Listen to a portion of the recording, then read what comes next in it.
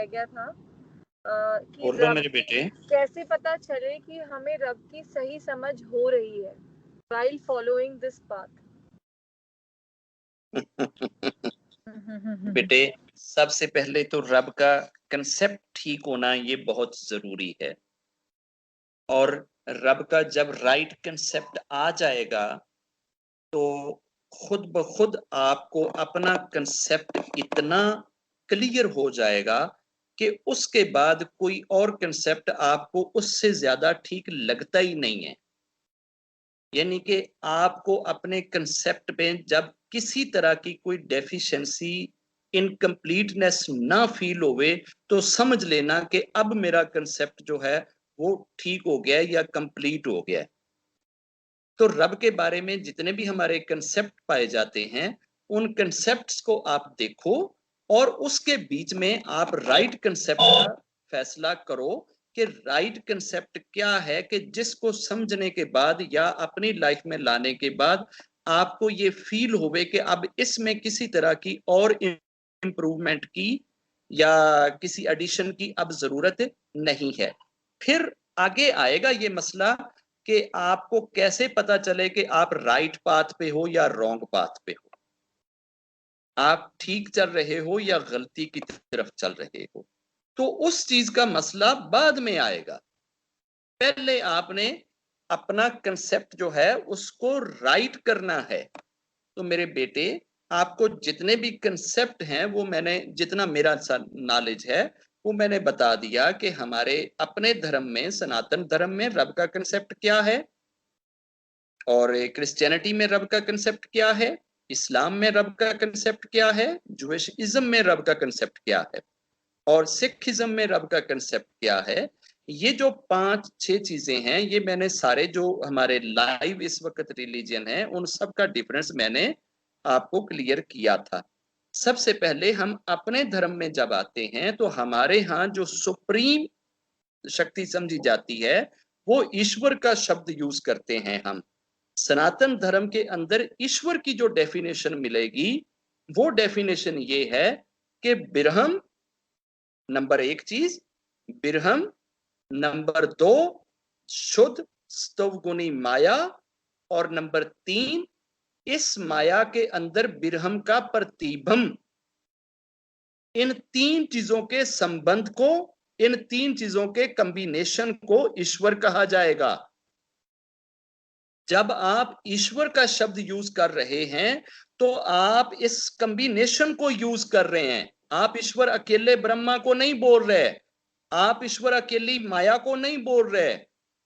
आप ईश्वर जब बोल रहे हैं तो आप ब्रह्मा जी को और ये पूरा जितना ब्रह्मांड है, इसमें जो कुछ भी है, जो जिस माया से ये सारी चीजें बनी हैं, ये सारे की सारी चीजें जो हैं, इन सारी चीजों को जिस चीज से बनाया गया वो वाली माया, जिस यानी कि वो माया जो ब्रह्मा जी ने इस ब्रह्मांड को क्रिएट करने के लिए यूज करी, उस माया को शुद्ध स्तुवगुणी माया कहा जाता है।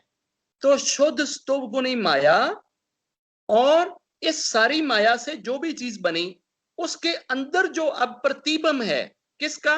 ब्रह्मा जी का। जो ब्रह्मा जी आपको दिखते हैं हर चीज में, इन 3 चीजों के संबंध को क्या कहा जाएगा? ईश्वर। That is the one concept. ये है हमारा कंसेप्ट ऑफ ईश्वर। और फिर आगे ईश्वर के नाम के आगे जो हम बोलते हैं वो हम बोलते हैं भगवान। भगवान के बारे में हमारी 2 थ्योरीज हैं। हमारी ये थ्योरी है कि इस वर्तमान इस ब्रह्मांड के कण कण के अंदर भगवान है, हर चीज में भगवान है। हम जब भगवान का शब्द यूज करते हैं तो भगवान किसको हम कहते हैं या किसको मानते हैं? उसके लिए हम ये कह रहे हैं कि कण कण में, हर एक चीज में, हर एक जर्रे में, हर एक एटम में भगवान है। कोई चीज ऐसी नहीं जिसमें भगवान ना हो, हर चीज भगवान का रूप है। उसके लिए हमने आगे 3 रूप भगवान के कहे कि भगवान का वो दिखने वाला रूप, भगवान का ना दिखने वाला रूप, और भगवान का इन दिखने और ना दिखने वाले रूप के दोनों के कॉम्बिनेशन से जो रूप आता है वो वाला रूप। अब ये डेफिनेशन आ गई हमारी भगवान की। हिंदुइज्म का ये कंसेप्ट है। इससे ना एक नाखन ऊंचा है ना एक नाखन नीचे है। बाकी ये जितनी डेफिनेशनें आपको मिलेंगी वो अपने पंडितों की अपनी बनाई हुई अगर कोई हो तो मैं कुछ कह नहीं सकता, लेकिन हमारी जो एक फाइनल डेफिनेशन है वो यही है। अभी हम चलते हैं क्रिश्चियनिटी में। क्रिश्चियनिटी के अंदर ईश्वर, रब, गॉड, भगवान, अल्लाह, ये सारों के लिए एक ही शब्द है। और वो जो एक ही शब्द वो अपने लिए यूज करते हैं, या जिसको वो भगवान कह दें या रब कह दें या गॉड कह दें या अल्लाह कह दें या रूह कह दें, वो उससे मुराद एक ही हस्ती लेते हैं। यानी कि उसके लिए कोई अलग अलग हस्तियां नहीं है कि जी अगर वो गॉड बोल रहे तो कोई और हस्ती है, भगवान बोल रहे तो कोई और है, रब बोल रहे तो कोई और है, अल्लाह कहें तो कोई और है, रूह कहें तो कोई और है। वो जो भी है वो एक हस्ती है। उस हस्ती को वो आगे क्या मानते हैं, उस हस्ती के बारे में दो उनके स्कूल ऑफ थॉट हैं कि चूंकि उनके यहाँ जो प्रॉफिट है उसका नाम है जीसस जी, और जीसस जी के चूंकि पिता नहीं थे, उनकी माता ने शादी नहीं करी थी, वो बगैर शादी के उन्होंने अपने उस बेटे को जन्म दिया था, तो उस बेटे के लिए वो रब को as a father, as a पिता मानते हैं, और जीसस जी को रब का बेटा मानते हैं। ये क्रिश्चियनिटी में है। क्रिश्चियनिटी में जो कैथोलिक हैं वो जीसस जी को रब का बेटा मान के चल रहे हैं, कैथोलिक। और दूसरा उनके यहां जो बड़ा सेक्ट है वो प्रोटेस्टेंट का है। अब जो प्रोटेस्टेंट हैं इन्होंने बाद में, इनसे 500-600 साल बाद इन पे एतराज किया कि ये जी जो आप रब को कहते हैं कि जी रब का बेटा आ गया दुनिया में, तो रब तो इस चीज से ऊंचा है, रब के तो कोई बेटे बेटे नहीं होते। आप जब उसको बेटा बोलते हैं तो आप रब को सही नहीं डिफाइन कर रहे, आप रब के साथ ज्यादती कर रहे हैं। तो लिहाजा उसी क्रिश्चियंस की एक पार्टी जो है वो अलहदा हो गई, उन्होंने अपना नाम प्रोटेस्टेंट रख दिया। और उनका बिलीव ये था कि ये जो जीसस जी हैं ये रब का बेटा नहीं है, बल्कि रब एक लाइट है, रब एक रोशनी है, रब एक नूर है, और उस नूर में से एक टुकड़ा जो है वो रब ने अपना काटा और टुकड़ा काट के जमीन पे भेज दिया। तो ये जस्ट रब का एक टुकड़ा ही है, यानी कि वो रब ही है। अब क्रिश्चियनिटी के अंदर भगवान या ईश्वर या रब या गॉड या अल्लाह का कंसेप्ट इन दो थ्योरीज के अंदर है। एक वो भगवान जो आकाश पे बैठा है, और दूसरा जो पृथ्वी पे आया हुआ है। एक ने उसको रब का बेटा मान लिया, और मैरी को रब माफ करे रब की पत्नी मान लिया, और इस छोटे रब की माता मान लिया, और ऊपर वाले को असल रब मान लिया। तो दूसरों ने ये कहा कि नहीं ऐसा नहीं है, और ये जनाब जो आप कहते हैं कि जी वो रब हैं या वो रब का बेटा है, रब अपने बेटे नहीं बनाता, रब का कोई बेटा हो नहीं सकता। तो लिहाजा ये जो जीसस जी हैं ये रब के बेटे नहीं हैं, ये खुद रब का ही एक टुकड़ा है, रब का ही एक हिस्सा है जो पृथ्वी पे हमारे पास आ गए। अब इनकी डेफिनेशन में जो दो चीजें हैं, एक तो रब का हिस्सा और रब का टुकड़ा, दूसरा रब का बेटा, ये आ गया इनका कंसेप्ट। अब आप इस कंसेप्ट के अंदर जो डेफिशिएंसी या जो कमी है वो आप समझ गए कि कमी क्या है। कमी ये है कि रब के टुकड़ा मानने या रब के बेटा मानने में क्या चीज आपको अपील करती है और क्या चीज अपील नहीं करती, इसका फैसला आपने करना है। अभी हम चलते हैं जूइशिज्म में। जूइशिज्म के अंदर रब का जो तस्वर है या रब का जो कंसेप्ट है वो क्या है। जूइशिज्म के अंदर दो कैटेगरीज हैं। एक कैटेगरी जो ओल्ड जूइश हैं, जो ओल्ड टेस्टिमेंट को मानने वाले हैं, वो ये कहते हैं कि जी जो जीसस जी हैं इनसे पहले एक रब का बेटा ऑलरेडी आ चुका है, और अब पृथ्वी पे कोई रब का बेटा नहीं आ सकता। ये एक इनके यहां प्रॉफिट गुजरे हैं, उजैर जी उनका नाम है, तो ये हजरत उजैर को रब का बेटा मानते हैं, ये उसको रब का बेटा मान के चल रहे हैं उजैर जी को। और दूसरी जो कैटेगरी है वो उजैर को रब का बेटा नहीं मानते, वो रब को ही रब मानते हैं और कहते हैं कि जी रब का कोई बेटा नहीं है। ये जो दूसरी कैटेगरी के लोग हैं ये ज्यादा हैं, और जो उजैर को रब का बेटा मान के चलते हैं वो कम है। इनके आगे अगले इनके जो बिलीव है या विश्वास है उसके अंदर एक कमी ये है कि जूइश इज्म के अंदर ये अपने धर्म के बाद दूसरे किसी धर्म को नहीं मानते, यानी कि जो मोसेस जी के बाद जीसस जी आए ये जीसस जी को प्रॉफिट नहीं मानते, ये क्रिश्चियनिटी को नहीं मानते। जीसस जी के 1400 साल बाद वो आ गए, प्रॉफिट मोहम्मद जी आ गए, तो ये प्रॉफिट मोहम्मद जी को भी नहीं मानते। यानी कि जूइश जो हैं इन दोनों रिलीजन को नहीं मानते, ना वो क्रिश्चियनिटी को मानते हैं और ना ही वो इस्लाम को मानते हैं। उनके नजदीक जूइश इज्म के बाद कोई दुनिया में इज्म हो ही नहीं सकता। तीसरी उनकी चीज ये है कि वो चूंकि फर्स्ट मैसेंजर से लेकर लास्ट मैसेंजर तक सारे के सारे जो मैसेंजर हैं ये सारे के सारे जूइश की लाइनेज से आए हैं, इसलिए वो खुद को दुनिया का सबसे गॉड कनेक्टेड रेस या गॉड कनेक्टेड एक जनरेशन या गॉड कनेक्टेड पीपल मानते हैं, और अपने अलावा ये किसी दूसरे को गॉड कनेक्टेड मानते ही नहीं। यानी कहते हैं कि हमारे अलावा खुदा किसी को मिल सकता ही नहीं, खुदा किसी का हो सकता ही नहीं। ये खुद को अपनी एक क्या कहते हैं कि फाइनल या कंप्लीट जनरेशन ऑफ गॉड मानते हैं।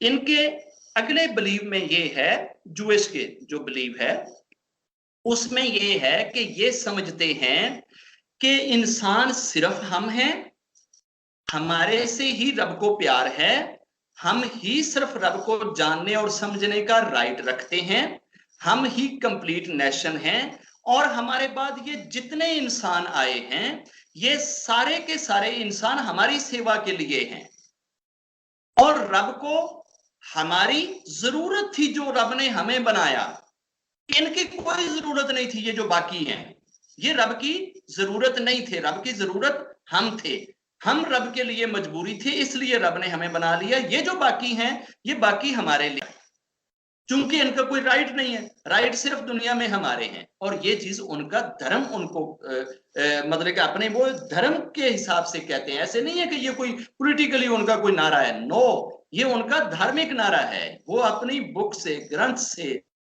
अपने मजहब से ये बात निकाल के ये चीज कहते हैं। अब उनका भी आपको रब का कंसेप्ट समझ आ गया। अभी हम चलते हैं इस्लाम में। इस्लाम में रब, गॉड, भगवान, ईश्वर, इन सारों के लिए एक ही शब्द है और वो है अल्लाह। इसके अलावा वो किसी को, किसी जात को, किसी शक्ति को, किसी भी तरह को कोई दूसरा नहीं मानते। वो रब का ना कोई बेटा माने, ना बेटी माने, ना कोई पत्नी माने, ना वाइफ माने, ना खानदान माने, कुछ भी नहीं मानते। वो कहते हैं जी गॉड इज ओनली वन, वो अकेला है।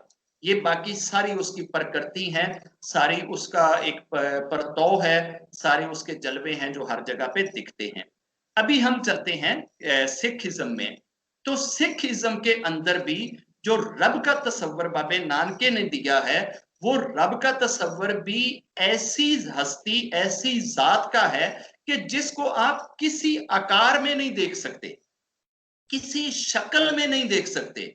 तो चूंकि बाबे नानके से पहले रब को कभी ब्रह्मा की शक्ल में देखा जाता था, तो कभी विष्णु की शक्ल में, तो कभी शिवा की शक्ल में, तो कभी रामा की शक्ल में, तो कभी कृष्णा की शक्ल में, कभी हनुमान की शक्ल में। तो इन सारी शक्लों को, इन सारी रूपों को, इन सारी तस्वीरों को बाबे नानके ने डिनाई करके ये कह दिया कि वो जो एक है, जो सत्य है, उसका कोई आकार नहीं और वो हमेशा से है। और बाबे नानके ने ये बताया कि ना उसने कभी जन्म लिया है और ना कभी उस पर डेथ आएगी, वो हमेशा से है एवर है और हमेशा वही रहेगा, और उसके अंदर किसी किस्म की कोई चेंज नहीं आती, वो कांस्टेंट है, मुस्तकिल है, एक जैसा है और हमेशा एक जैसा ही रहेगा। उसकी राय, उसका ध्यान, उसका ख्याल वक्त के साथ, टाइम के साथ, हालात के साथ बदलता नहीं है। ये डेफिनेशन बाबे नानके ने दे दी। अब ये सारी डेफिनेशनें आप एक पेज पे, एक चार्ट पे लिखकर अपने सामने रख लें। उसके बाद इनमें से देख लें कि यार रब का कंसेप्ट कौन सा है कि जो आपके दिल को सबसे ज्यादा अपील करे, सबसे ज्यादा अच्छा लगे, सबसे ज्यादा परफेक्ट लगे, जिस पे कोई उंगली ना उठाई जा सके, जिस पे कोई एतराज ना किया जा सके, वो आप सिलेक्ट कर लें। मैंने तो सारे रब्बों का तस्वर दे दिया है कि इनके यहाँ रब का तस्वर ये है, इनके यहाँ ये है, इनके यहाँ ये है, इनके यहाँ ये है।